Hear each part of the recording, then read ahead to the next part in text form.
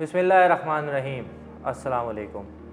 मैं हूं आफाक अहमद बदरेसरिया और आप देख रहे हैं खतरी सुपर लीग एडिशन 6 की पॉडकास्ट की एपिसोड नंबर 16।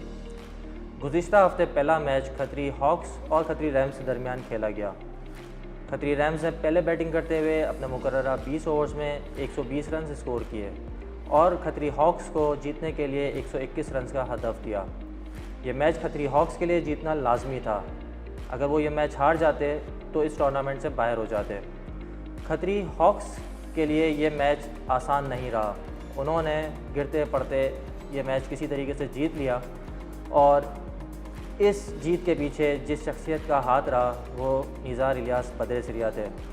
आज हमने अपने स्टूडियोज़ में दावत दी है निज़ार इलियास बदरेसरिया को कि वो आएँ और हमें इस मैच के अहवाल से बताएं कि किस तरीके से उन्होंने मिडल ऑफ द इनिंग्स या मिडल ऑफ द पिच अपने आसाब को कंट्रोल किया और अपनी टीम को फ़तह की तरफ गामज़न किया। अस्सलाम वालेकुम। वालेकुम सलाम। कैसे हैं आप निज़ार? जी अल्हम्दुलिल्लाह ठीक ठाक, आप बताएं। शुक्र अल्हम्दुलिल्लाह। निज़ार, ये मैच जब आप खेल रहे थे तो स्टार्ट होने से पहले ही आप लोगों के जहन में तो ये बात होगी कि हमें ये मैच जीतना है, लेकिन जब आप की टीम ने चीज़ स्टार्ट किया तो उस वक्त टीम की सिचुएशन ऐसी नहीं थी कि ऐसा लग रहा था कि ये मैच आप लोग हार जाओगे और रैम्स बआसानी ये मैच जीत जाएगा। तो आपके इमोशंस क्या थे उस वक्त? क्योंकि आप काफ़ी देर तक आपने विकेट पर स्टे किया और एक इनिंग को पेस किया। मैं उसके बारे में भी बात करूँगा, लेकिन इमोशंस बताइए कि किस तरीके से आपने अपने इमोशंस को कंट्रोल किया हुआ था। जी सबसे पहले तो ये कि क्योंकि स्टार्ट में ही हमारे थोड़ी विकेट्स जल्दी अर्ली ऑन गिरना स्टार्ट हो गई थी। उसके बाद जब 4 विकेट्स आई गेस आउट हो गए थे तो कैप्टन आए थे। तो कैप्टन के साथ ये डिस्कशन हुआ था कि हमें गेम को चलाना है, क्योंकि टारगेट इतना बड़ा नहीं था। अगर हम गेम को लंबा करते जाते 15-16 ओवर तक ले जाते तो गेम इजीली जो है हम इजीली अचीव कर लेते टारगेट को। तो प्लानिंग हमारी यही थी कि हमें गेम को लंबा करना है, लेकिन अनफॉर्चुनेटली कैप्टन भी जल्दी आउट हो गए। तो बस बाहर से यही इंस्ट्रक्शन आ रहे थे कि तुम्हें जो है वो 20 ओवर तक खड़ा रहना है। तो मेरा टारगेट यही था कि चाहे स्कोर हम स्लो बना रहे हैं लेकिन स्टे करना है क्रीज पर, क्योंकि टारगेट बड़ा नहीं है। एंड में बड़ी हिट्स लग जाती हैं। आखिरी 2 ओवर में अगर 16 रन 18 रन भी चाहिए होते हैं और अगर आपके हाथ में विकेट्स हों तो वो टारगेट इजीली अचीव हो जाता है। लेकिन विकेट्स हमारे जो है वो रेगुलर इंटरवल पर गिरते रहे और अल्टीमेटली मेरा ख्याल है आखिर में 2 ओवर में 14 रन चाहिए थे। तो मेरी तमाम बैट्समैन से जो है वो मैं उनसे यही डिस्कस कर रहा था कि तुम्हें विकेट नहीं देनी है, खड़ा रहना है मेरे साथ, विकेट नहीं देनी है, हम टारगेट इजीली अचीव कर लेंगे। और शुक्र है अल्लाह का कि आखिर में 2 ओवर में 14 रन चाहिए थे, फिर 1 ओवर में 9 रन चाहिए थे, वो इजीली अचीव हो गया 3 बॉलों में ही। अच्छा, ये तो आपका चलें अहवाल हो गया चीज़ का, लेकिन थोड़ा सा हम पीछे जाते हैं। जब आप लोग इस मैच में एंटर हो रहे थे और मैच स्टार्ट हुआ तो उस वक्त रैम्स की मतलब मैं ऐसा अगर तज्जिया अगर देखूं तो रैम्स एक मुझे स्कॉर्पियंस और रैम्स एक मुकम्मल टीम लगती है। मतलब इनके पास बैट्समैन भी बहुत तगड़े हैं, इनके पास बॉलिंग ऑप्शंस भी बहुत अच्छी है और इनके पास जो पीछे से जो इनका सपोर्ट स्टाफ है वो भी बहुत ज़्यादा एक्सपीरियंस है। तो आप लोगों को लग रहा था कि आप लोग ये मैच बआसानी जीत जाएंगे या आप लोग इसको डिफ़िकल्ट काउंट कर रहे थे अपने लिए? हाँ, ऑब्वियसली हमारे लिए ये बहुत बड़ा मैच था, क्योंकि डू और डाई की सिचुएशन थी हमारे पास और अगर हम हारते तो बाहर हो जाते।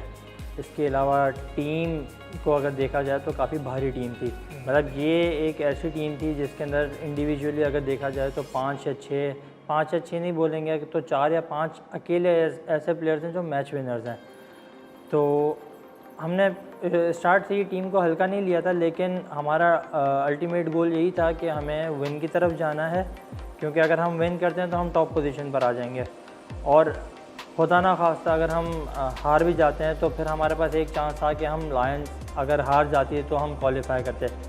लेकिन स्टैलियंस का तो सबको पता था वैसे कि जो है उनके लिए जीतना थोड़ा मुश्किल है, क्योंकि उनका मोमेंटम ही नहीं बन पा रहा था।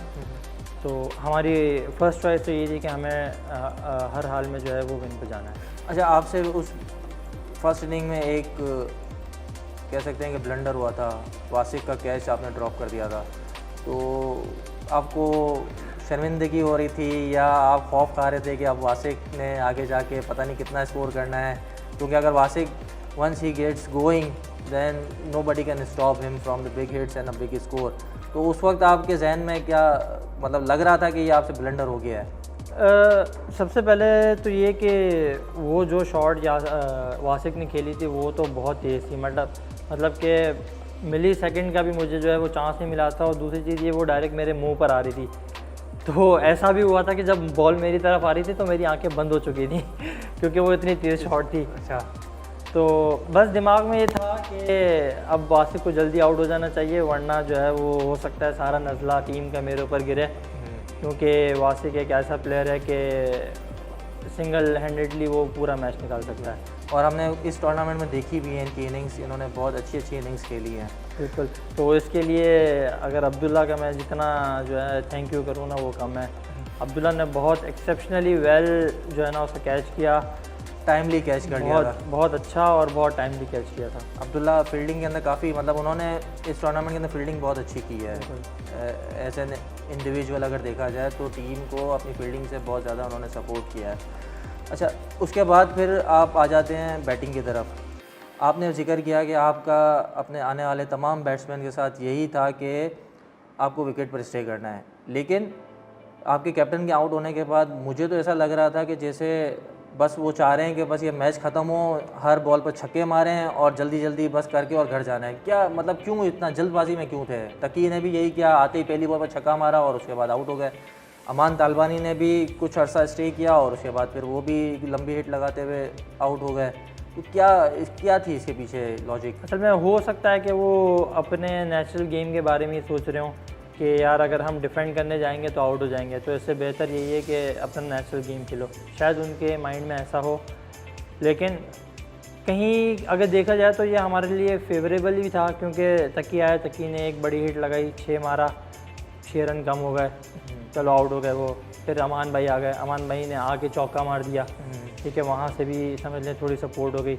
और सबसे ज़्यादा स्पेशली फजील अहमद ने जो है बड़ी जिम्मेदारी का मुजाहरा किया और मतलब 8 बॉलें उन्होंने खेली और विकेट नहीं दी, तो this was very important.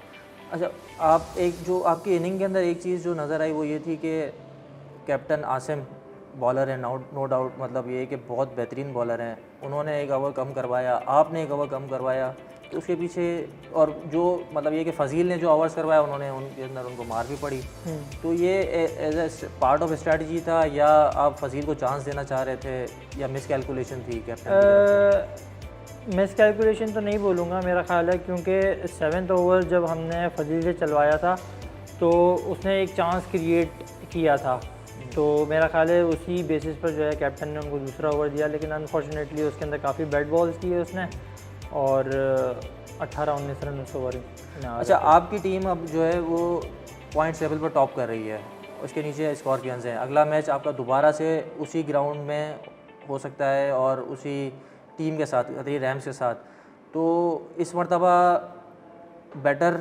Perform करना चाहेंगे? क्योंकि अगर खुदा ना खास्ता जो भी टीम दोनों में से हारती है, रैम्स हारती है, हॉक्स हारती है, उनके पास एक और चांस होगा कि वो अगला मैच खेले और फिर उसको जीत कर और फाइनल के लिए क्वालिफाई कर ले। तो कैसा देख रहे हैं आप टूर्नामेंट को आगे प्रोग्रेस होता हुआ? जी, अगर देखा जाए जो टॉप 4 टीम्स हैं, हॉक्स आ गई, रैम्स आ गई, स्कॉर्पियंस, लायंस, चारों तगड़ी टीम्स हैं, तो मेरा ख्याल है कि आगे मुकाबले तो टफ होने वाले हैं और नेक्स्ट संडे एक टीम ऐसी होगी जो फाइनल में पहुंच जाएगी और एक टीम ऐसी होगी जो आउट हो जाएगी टूर्नामेंट से आउट। तो हमारी कोशिश तो यही होगी कि हम मैच जीत के और टॉप पोजीशन पे रहें और फाइनल के लिए क्वालिफाई करें। अच्छा, मंसूर भाई आपके फ्रेंचाइजी हैं, कैसे टीम को लेकर चल रहे हैं? आप मंसूर भाई साथ पहले भी उनकी टीम में खेल चुके हैं, कैप्टन रह चुके हैं हॉक्स के एक मरतबा, और आप पिछली मरतबा स्कॉर्पियंस के विनिंग कैप्टन रह चुके हैं, तो आपका तो एक्सपीरियंस रहा है टीम की फ्रेंचाइजी से साथ डायरेक्ट कनेक्शन, और तो कैसा माहौल है टीम का?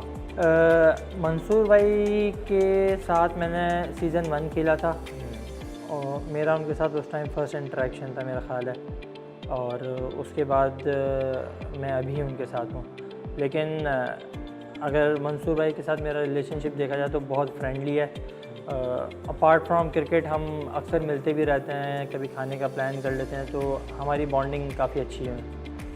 तो एक उनकी चीज़ अच्छी ये कि बीच में उन्होंने कभी किसी को कुछ नहीं बोला, हमेशा टीम को मोटिवेट किया है और सारे जो डिसीजंस हैं वो उन्होंने कैप्टन के ऊपर ऑब्वियसली डाले हुए हैं कि जो कैप्टन बोलेगा वो हमें उसी को फॉलो करना है। तो मेरा ख्याल है ये बहुत अच्छी चीज़ है। ये शहजाद भाई और सिकंदर की परफॉर्मेंस ड्यू है, क्या वजह है कि परफॉर्मेंस नहीं आ रही है? हाँ, ड्यू तो हम भी नहीं, लास्ट मैच जो खेला था उन्होंने वो तो एक छोटा स्कोर था, तो उन्होंने आते ही बहुत ज़्यादा एग्रेसिव क्रिकेट खेली और उसको, लेकिन एक जो अगर हम देखेंगे एक स्टेबल मैच के अंदर जब एक इनके बैटिंग रन्स की ज़रूरत है तो वो परफॉर्मेंस नहीं आ रही है। हालांकि दोनों बैट्समैन हैं कम्युनिटी के, क्या वजह है?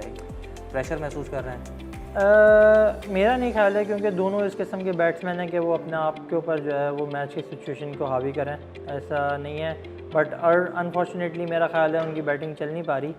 हमने भी उनसे यही कहा हुआ है कि यार आप लोगों के पास दोनों के ऊपर एक 50 ड्यू है, तो होपफुली जो है हो सकता है वो आने वाले मैच में आप एक्सपेक्ट कर रहे हैं कि उनकी तरफ से, दोनों की तरफ से 50 और एक 100, मेरा ख्याल है मैं कॉन्फिडेंट हूँ कि वो स्कोर करके देंगे नेक्स्ट मैच में हमारे।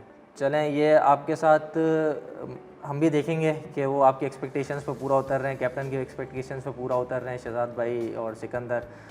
उम्मीद करते हैं कि आपकी टीम आगे बहुत अच्छा परफॉर्म करेगी और नेक्स्ट अपने लेवल पर क्वालिफाई करने की कोशिश करेंगे आप लोग, और टूर्नामेंट का फ़ाइनल भी खेलने की कोशिश करेंगे। और आपकी परफॉर्मेंस, जैसे एक और सवाल था एपिसोड ख़त्म करने से पहले, मैं चाहूँगा कि आपने जो कल अपनी इनिंग खेल रहे थे तो वो आप थोड़ा स्लो खेल रहे थे, उसकी क्या वजह थी? आपने 55 बॉल्स फेस की, more than half of the inning आपने जो है वो आपने खुद फेस किया, 44 रन स्कोर किया। लेकिन ये तो बाद में जब आपकी लास्ट जब कह सकते हैं कि इनिंग का जब एंड आने वाला था उस वक्त थोड़ा सा आपने चार्ज किया था, तो उससे पहले आप बहुत स्लो खेल रहे थे। स्लो कह सकते हैं, क्योंकि मैच की सिचुएशन कुछ ऐसी हो गई थी कि रेगुलर इंटरवल्स पर जो है वो विकेट्स गिरते जा रहे थे और पीछे से कैप्टन के इंस्ट्रक्शन भी यही थे कि तुम्हें जो है वो खड़ा रहना है। तो मैं कोशिश ये कर रहा था कि कोई रिस्क ना लूँ और अगर प्रोसीड कर जाता हूँ मैं 17th-18th ओवर तक तो मैं इजीली चांस लेकर और उसको अवेल कर सकता हूँ। मुझे कमेंटेटर की बात बहुत अच्छे से याद है, जब 17th ओवर चल रहा था असद का और असद को मैंने एक जो है वो 6 मारा था, तो कैप्टन वहाँ से एक तो बार बार जो है वो कमेंटेटर बोल रहे थे कि निज़ार बहुत स्लो खेल रहे हैं, इतनी देर क्रीज पे रहने के बाद जो है वो तेज़ हो जाना चाहिए। तो जब मैंने 6 मारा तो फिर वहाँ से कमेंटेटर की आवाज़ आई, निज़ार अपनी इनिंग से बेजार, लगा दिया छक्का। तो वो एक मोमेंट था कि वहाँ से समझ लें एक्सेलरेट करना मैंने शुरू किया था। चलें, ये तो आपसे बहुत अच्छी बातचीत हो गई और उम्मीद करते हैं कि नेक्स्ट टाइम भी आप मौका देंगे, हमें अपना टाइम देंगे और आपको इसी तरीके से हॉट सीट पर बिठाएंगे और आपसे मज़ीद बातें करेंगे। तो नाजरीन, ये थे निज़ार इलियास बदरेसरिया। हमें उम्मीद है आपको इनकी बातें पसंद आई होंगी। मिलते हैं अगले एपिसोड में एक नए सुपरस्टार के साथ, तब तक के लिए इजाज़त दीजिए। अस्सलाम वालेकुम।